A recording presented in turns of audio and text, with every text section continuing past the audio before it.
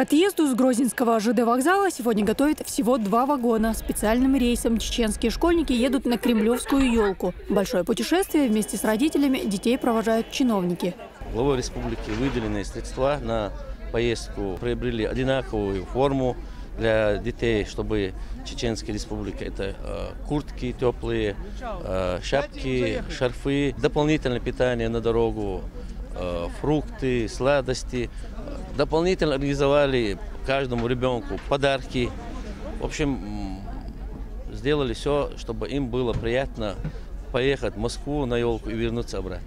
Для многих школьников это первая поездка в их жизни. Однако больше детей сегодня волнуются родители. Даже когда юные пассажиры заняли свои места в вагонах, слова напутствия продолжают поступать по телефону. Я сказала, чтобы она воспитательницу слушала.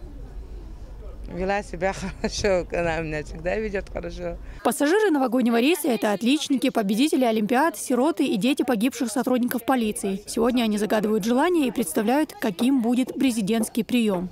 Москва, там Путин, и еще там такой город между тягаться, но не такой между, как у нас, другой между.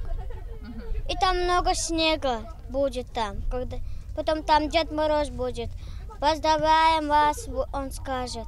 Я всегда мечтал туда, хотя это была моя мечта. К предстоящему торжеству дети подготовились основательно. Амина Сапарбаева заказала у швеи новое платье в национальном стиле. Девочка уверена, в таком наряде на Кремлевской елке она точно не затеряется. Любительница народного творчества время в дороге коротает песнями.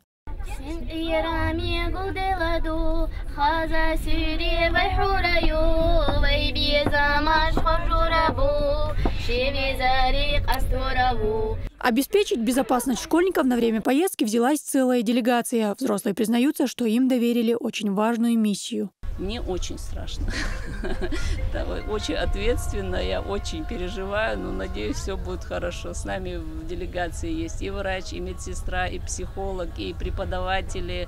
Так что, надеюсь, все будет хорошо, да, Аллаха. По прибытии в столицу детей разместят в гостинице. Побывать на главной елке страны школьники смогут 26 декабря. Помимо этого их ждет экскурсия по Москве и цирк на Цветном бульваре. Дагмара Касаева, Халид Мовсаев и Луиза Юнусова. Новости.